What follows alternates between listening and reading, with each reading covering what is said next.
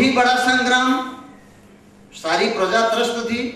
क्योंकि समयाभाव है और मुझे भी अपनी बात को कहना है, तो मैं थोड़ा सा जल्दी चलूंगा और कम करता जाऊंगा। आप देखिए, वनवास हो गया, माता सीता को लेकर जंगल में आ गए। गलती किसकी थी मैं नहीं जानता हूं, किसी की नाक कटी और किसी का हरण हो गया। भगवान राम अगर गिड़गिड़ाते रहते, रोते रहते, याचना करते रहते, तो क्या सीता जी वापस आ जाती? मुझे नहीं मालूम। सीता जी वापस आती कि नहीं आती मैं नहीं जानता हूं, लेकिन कम से कम समुद्र उनको रास्ता तो नहीं देता। विनयन मानति जलधि जड़ गए 3 दिन बीत, ऐसा लिखा हुआ है। मुझे नहीं मालूम सच है कि गलत। 3 दिन हाथ जोड़कर गिड़गिड़ा रहे थे वहां पर। फिर क्या हुआ? बोले राम सकोप तब भय बिनु हो ही न प्रीत। अच्छा हुआ, अग्निबाण चलाने की जरूरत नहीं पड़ी, उन्होंने मान लिया और महासंग्राम हुआ। महासंग्राम के बाद आसुरी शक्ति का दमन हुआ, दैवी शक्ति का विजयोल्लास हम दशहरा के रूप में मनाते हैं। आ जाइए द्वापर में, वहां पर भी वही बात थी। बुआ के लड़के, श्री कृष्ण के बुआ के लड़के आपस में ही भिड़े हुए थे। और तो और कृष्ण जी का जन्म कहां हुआ था? किसी राजमहल में, किसी बहुत अच्छी जगह पे नहीं, जेल में 7 तालों के अंदर। और कंस कौन था? राक्षस था कि देवता? अगर कंस राक्षस था तो उनके भांजे कृष्ण कौन थे? इतना बड़ा विरोधाभास। वहां पर बाप बेटे, यहां पर मान लिया, यहां फिर से मामा भांजे। और तो और जो महाभारत हुआ, बड़ी विचित्र स्थिति है।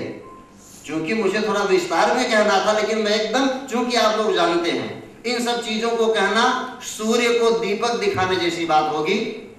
क्यों कि काफी लोग वयोवृद्ध हैं, ये हमारे तो नाना श्री लगते हैं, बहुत से लोग वयोवृद्ध बैठे हैं सज्जन, तो उनके सामने ये सब चर्चा करना सूर्य को दीपक जैसी दिखानी बात होगी। मैं अपनी बात को जरा संक्षेप में करूंगा।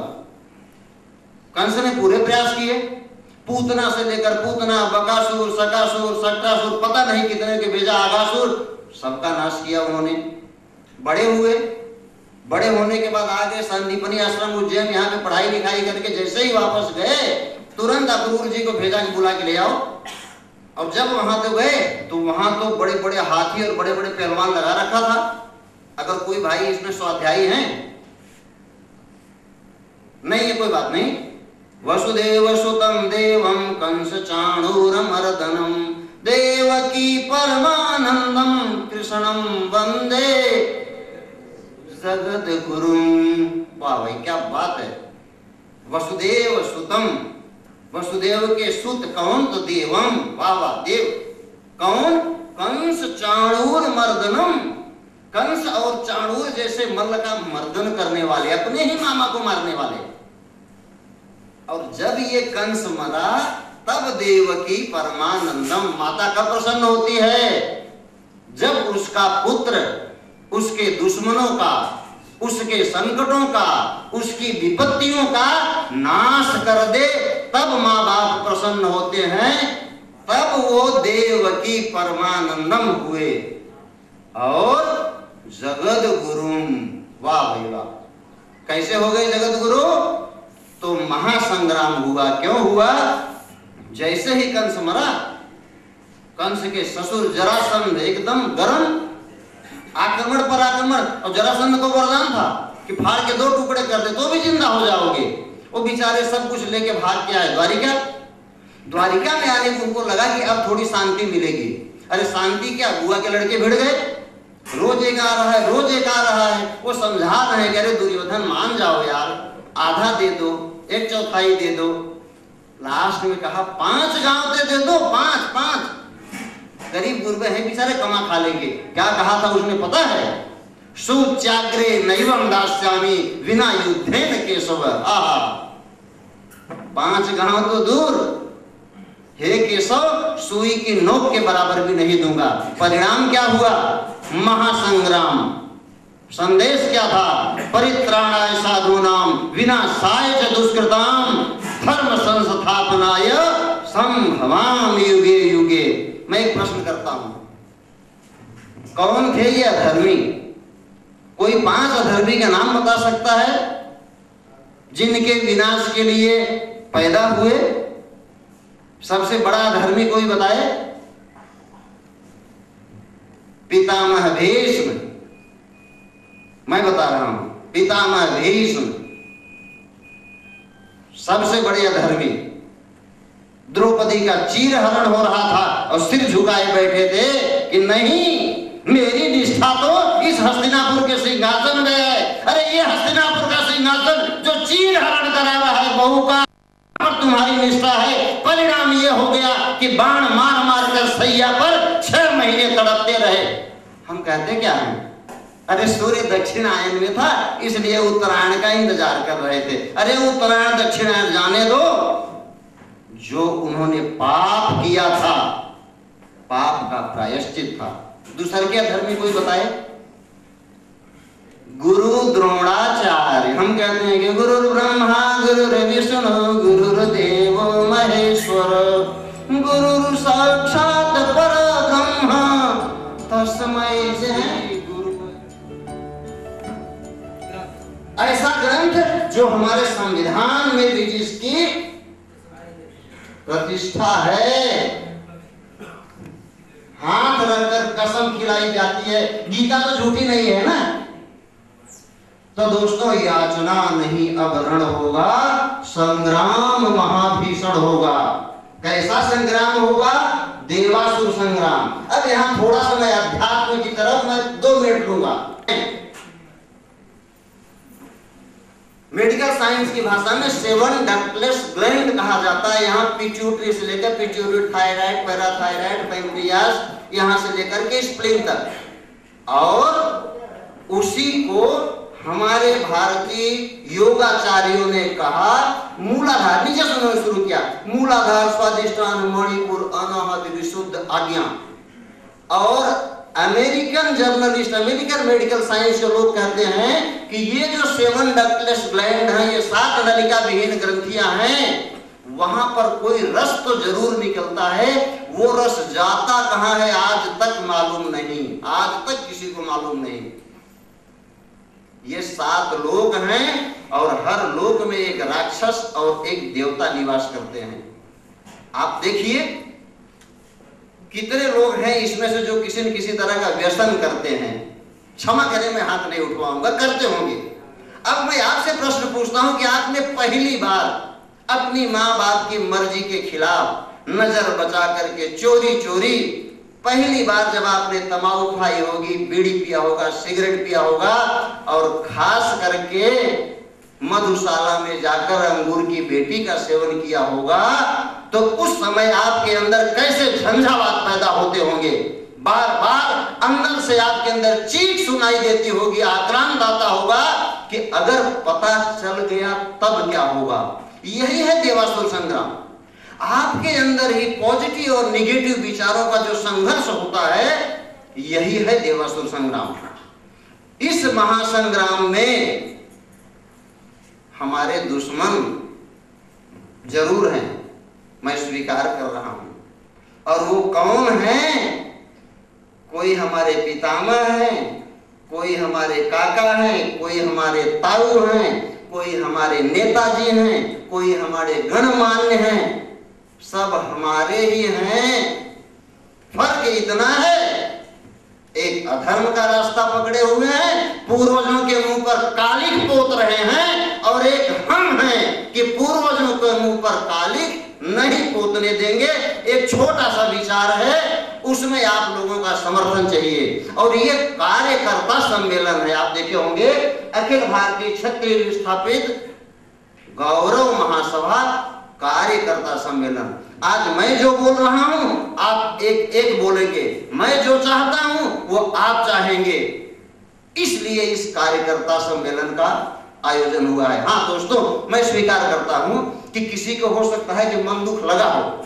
चूंकि हमारे कार्यकर्ताओं को यही निर्देश था, आप डायरेक्ट प्रश्न करेंगे, आप अपने आप को क्षत्रिय मानते हैं कि बैकवर्ड मानते हैं? अगर जो कहे कि मैं बैकवर्ड हूं तो कृपा करके मत बुलाइएगा। कारण वरनेको गुणी पुत्रो न च मूर्खो शतान्यपि एक चंद्र तमोहंती न कि तारा गुणोपि च। एक ही पुत्र है ना, गुणवान है ना। क्या किया था राम ने? इनको मर्यादा पुरुषोत्तम भगवान श्री राम क्यों कहा जाता है? रामचंद्र जी की पत्नी कितनी थी? उनके पिता दशरथ की कितनी थी? उनके पिता अज की कितनी थी? मल्टीप्लाई करते जाइए। रघु की कितनी थी? दिलीप की कितनी थी? आगे नहीं जाऊंगा। मैं कह रहा हूं 24 से 1 पर लाए वो। ये मेरी कपोल कल्पित बातें नहीं है। उस समय बहु पत्नी प्रथा थी। इन्होंने क्या किया? एक पत्नी बिना ली तीनों चले, शायर शेर सपूत। सपूतों की जय जयकार होती है, सपूतों से इतिहास लिखा जाता है, सपूतों से मार्ग बनते हैं। महाजनागता पंथा, जहां से महान लोग निकल जाते हैं वो पंथ बन जाता है। इन्होंने वो काम किया था। मेरे दोस्तों, मुझको तो कुछ राम चाहिए, कुछ कृष्ण चाहिए। और हमारे इस भारतवर्ष में, खास करके हमारे समाज में हैं, ये धरती रत्न गर्भा है। हम तो गाते हैं, चंदन है इस देश की माटी, तपोभूमि हर ग्राम है, हर बाला देवी की प्रतिमा, बच्चा बच्चा राम है। तो हमें कुछ राम और कुछ